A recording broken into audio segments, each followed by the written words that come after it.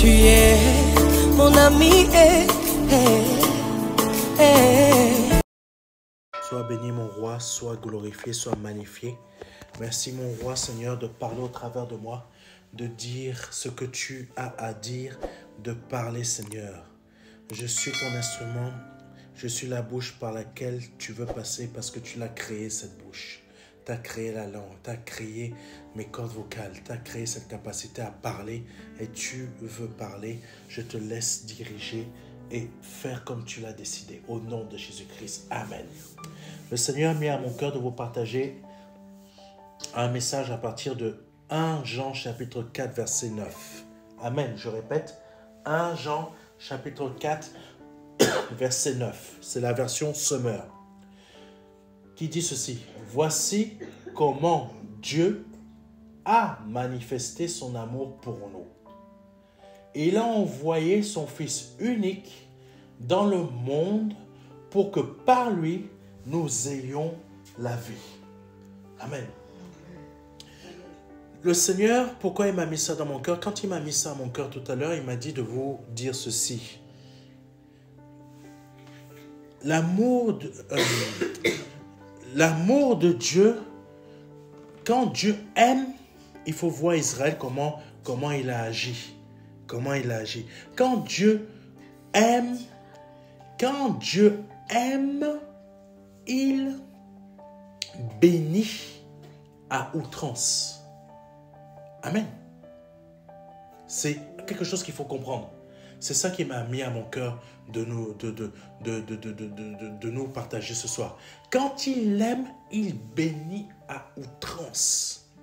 Parce qu'Israël, il a tellement aimé Israël qu'il est parti chercher un peuple qu'il savait désobéissant pour le sortir du peuple d'Égypte et de manifester une puissance forte et grande à ce peuple qui savait que il va faire des idoles, il va le décevoir, il va l'insulter, il va le critiquer, il va murmurer, il va faire toutes sortes de choses, mais malgré ce qu'il savait déjà, Dieu a agi dans la vie d'Israël. Malgré que Dieu savait que Lucifer allait faire tout ce qu'il est en train de faire, puissance d'égarement, c'est ça qu'il faut comprendre d'un esprit. Amen. Un esprit, c'est une puissance d'égarement. C'est une puissance qui a pour but soit de t'aider, soit de te détruire, soit de t'élever. Amen. Soit de t'égarer. Il faut comprendre qu'un esprit, c'est ça. C'est une puissance. Il ne faut pas qu'on s'imagine d'autre chose. C'est ça un esprit. Et c'est ça que nous sommes en Dieu. Amen. Mais quand Dieu, tellement que Dieu est amour, il savait très bien que Lucifer allait devenir cette puissance d'égarement. Mais il aime. Il a quand même créé. Amen. Il a quand même créé. Il savait que Adam et Ève allaient se détourner de lui. Mais il a quand même créé. Amen. Nous sommes là aujourd'hui. Nous avons donné notre vie à Jésus-Christ. Jésus nous a acceptés. Sachant quand même que nous allions faire des erreurs. Amen.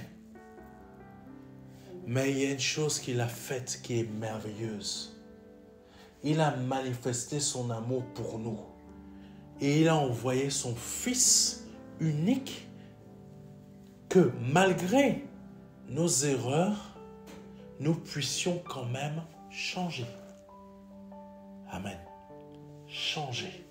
Cette puissance d'égarement qui veut agir dans nos pensées pour nous égarer, nous détruire, Dieu nous rend victorieux et puissants pour résister à cet esprit d'égarement.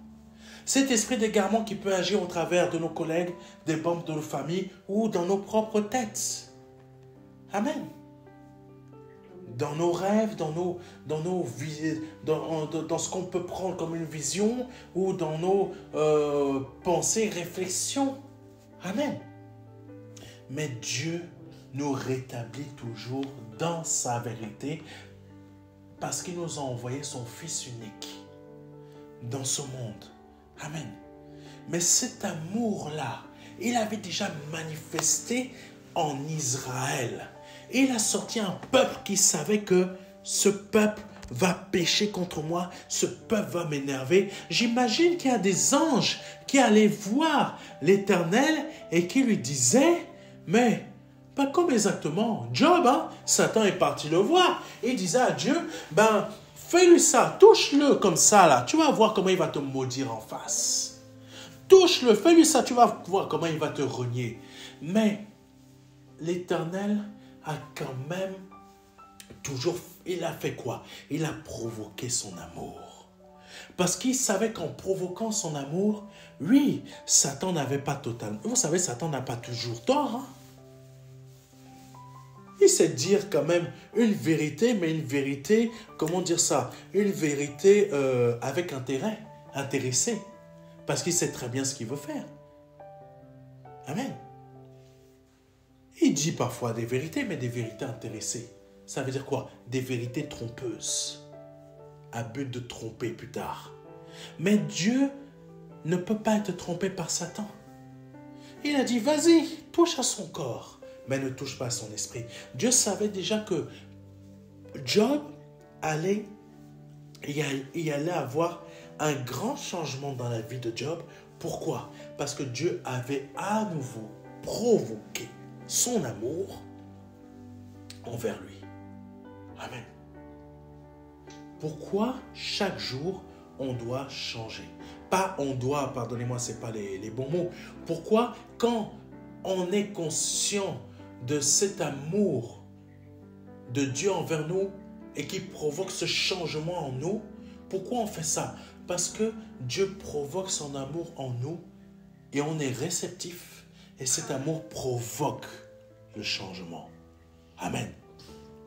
Mais quand Dieu aime, comme je l'ai dit tout à l'heure, Dieu, son amour provoque non seulement le changement, mais une bénédiction à outrance. Israël est sorti avec les richesses d'Égypte. Amen.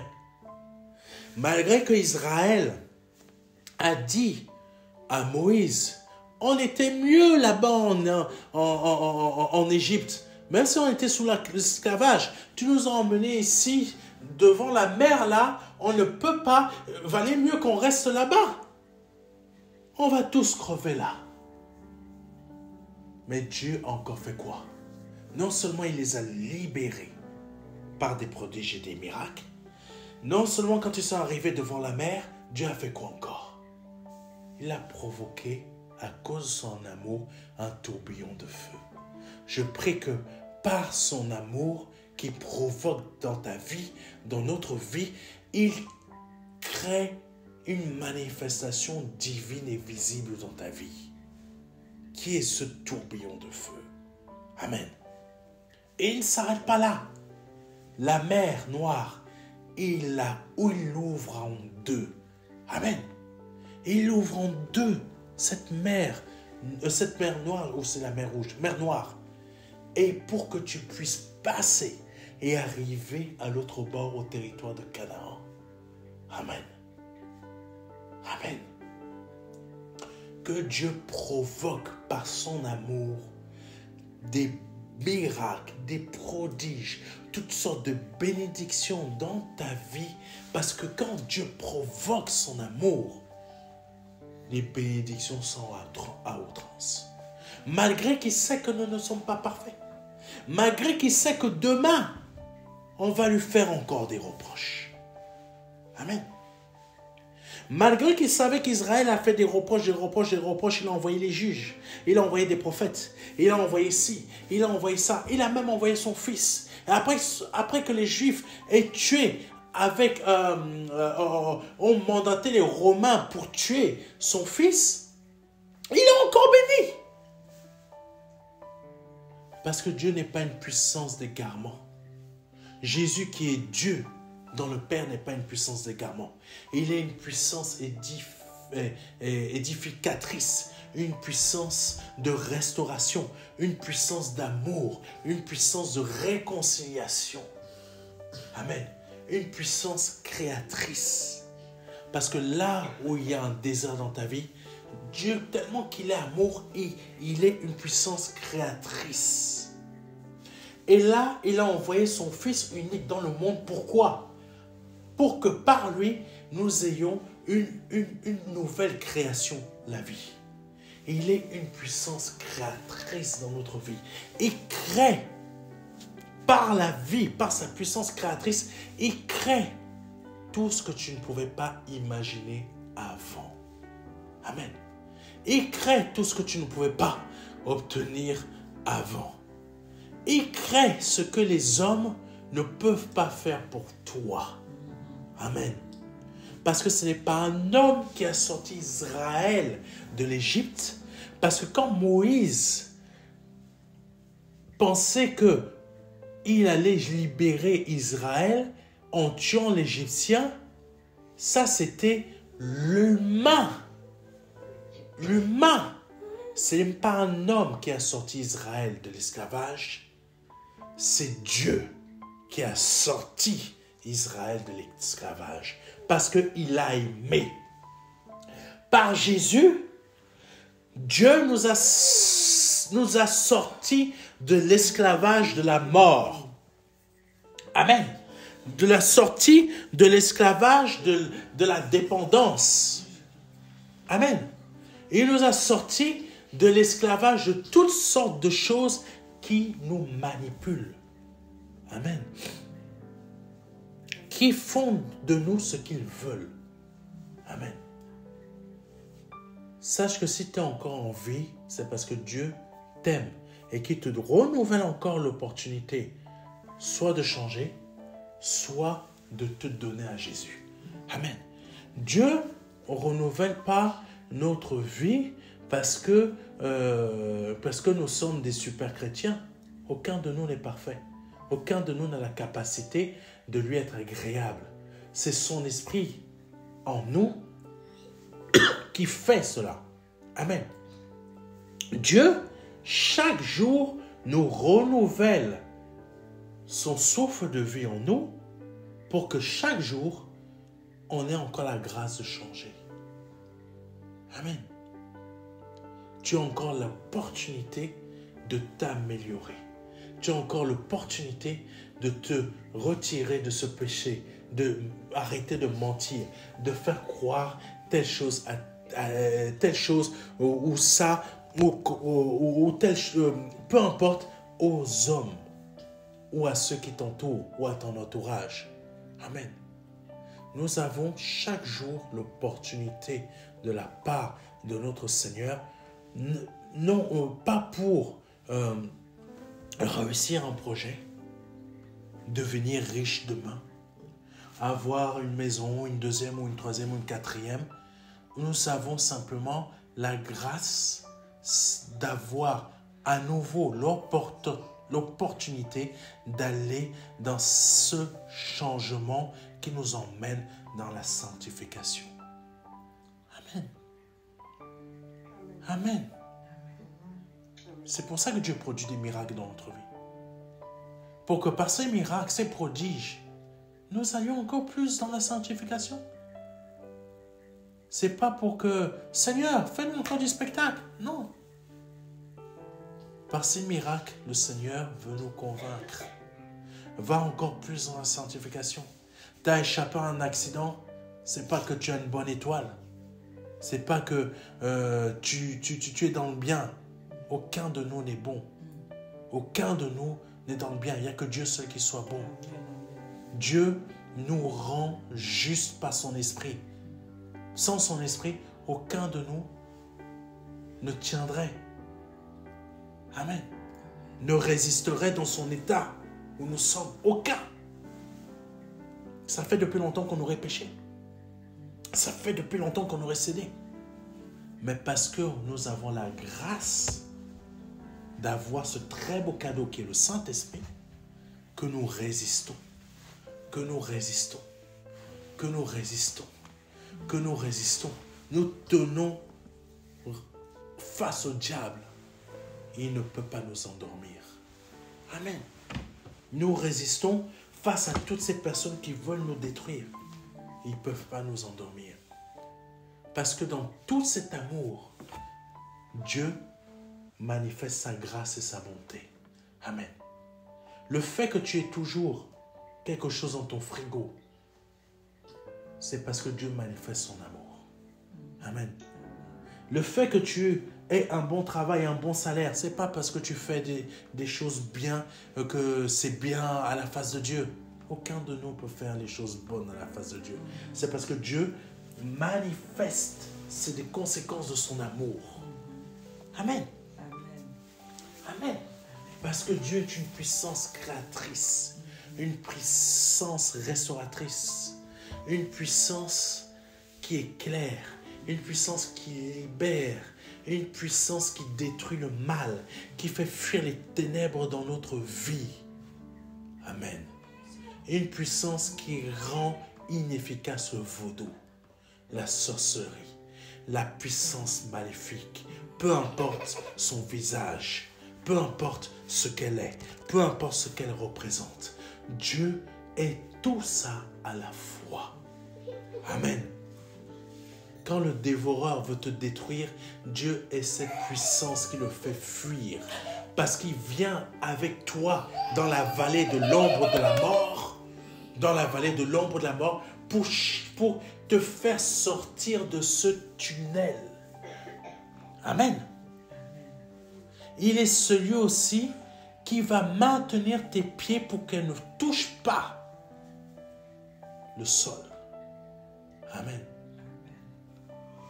C'est pas parce que tu es quelqu'un d'important. C'est pas parce que nous sommes des personnes importantes. Nous ne le sommes pas. Mais c'est juste parce que Jésus nous aime. Amen. C'est pour ça que le Père nous l'a envoyé. Nous ne sommes pas des personnes importantes. Amen. Le Seigneur nous l'a montré. Le serviteur de David voulait retenir, empêcher, comment on appelle ça, l'arche de l'alliance de tomber. Quand ce serviteur a voulu la retenir, il a touché l'arche de l'alliance. Qu'est-ce que Dieu a fait? Il a frappé de mort cet homme. Le Seigneur n'a pas besoin de nous. Oui, c'est une réalité. Dieu n'a pas besoin de nous. C'est parce qu'il nous aime, il a fait de nous des héritiers, des êtres à son image, pour qu'on partage son esprit. C'est juste ça. Nous n'avons aucune importance. Et Jésus l'a dit dans une parole, la chair ne sert de rien. Elle ne sert à rien. N'oublions jamais ça. Notre chair, arrêtons de regarder que notre corps est important, que notre vie professionnelle est importante, que le salaire qu'il faut travailler pour gagner notre vie, c'est important.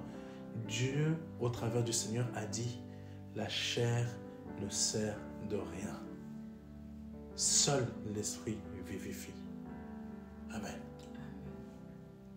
Soyons au clair avec notre Seigneur. Ce n'est pas notre corps que Dieu aime. Quelqu'un me comprend? Tu peux être une femme, tu peux être un homme. Ce n'est pas ton corps que Dieu aime. C'est l'esprit qui est en toi qui chérit. Amen.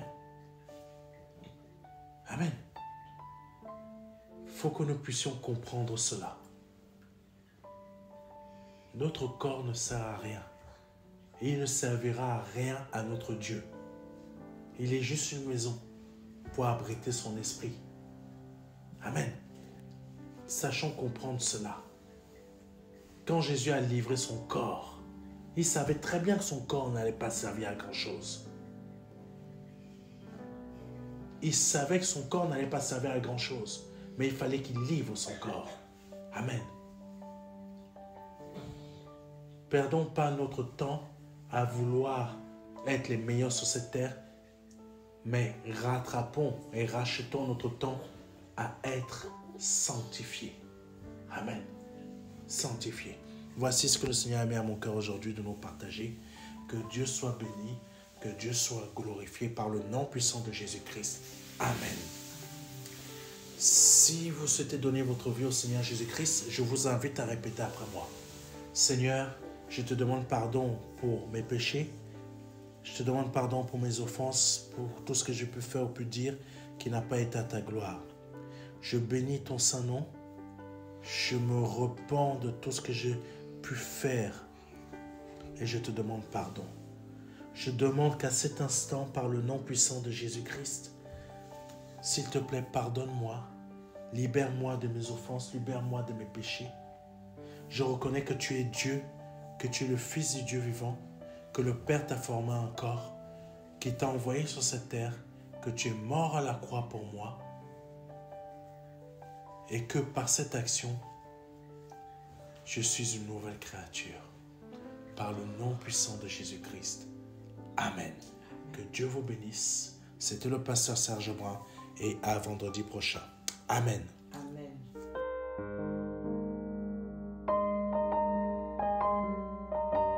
Jean 3, verset 16. Dieu a tant aimé le monde qu'il a donné son Fils unique, son unique Fils, afin que quiconque croit ait la vie éternelle. C'est un don, c'est une promesse que Dieu vous fait. C'est une grâce que Dieu est en train de vous faire. Parce que nous sommes sous la période de la grâce. C'est un très grand cadeau. La vie éternelle par le Seigneur Jésus-Christ. Aujourd'hui, vous avez la possibilité de passer par la porte étroite. Parce que le royaume des cieux vient frapper à votre porte. Oui, je vous le dis. Le royaume des cieux vient frapper à votre porte. C'est un grand cadeau que l'Éternel vous fait. Vous avez la possibilité de l'accepter. De dire oui, Seigneur, je t'accepte comme mon seul Seigneur et Sauveur. Je t'accepte comme mon Dieu. J'accepte de t'ouvrir la porte de mon cœur afin que tu rentres dans ma vie et afin que je me libère de mes péchés et que je les confesse devant toi et que je me répands de ma vie passée, de ces offenses, de toutes ces choses que je confesse devant ta face aujourd'hui. Je reconnais qu'il faut que je passe par cette porte étroite. Cette porte étroite dont le nom est Jésus. J'accepte de te donner ma vie aujourd'hui. Le Seigneur vous appelle à le faire aujourd'hui afin que vous puissiez passer de la mort à la vie. Parce qu'aujourd'hui est peut-être votre dernier jour. Vous ne le savez pas. Peut-être aujourd'hui, c'est le jour où le Seigneur vous appelle à vous donner à lui, à donner votre vie au seul Dieu, au seul et unique Dieu, le Dieu vivant et vrai. Vous avez la possibilité de le faire aujourd'hui parce que c'est la seule porte qui existe. C'est une porte étroite. C'est une porte qu'il faut emprunter pour pouvoir accéder au salut. Vous avez la possibilité aujourd'hui de l'emprunter en nous contactant à contact@ministère de la réconciliation.fr. Vous avez la possibilité aujourd'hui de recevoir un livret numérique de notre part qui va vous aider dans cette démarche afin que vous puissiez accéder à la vie éternelle. Ne tardez pas.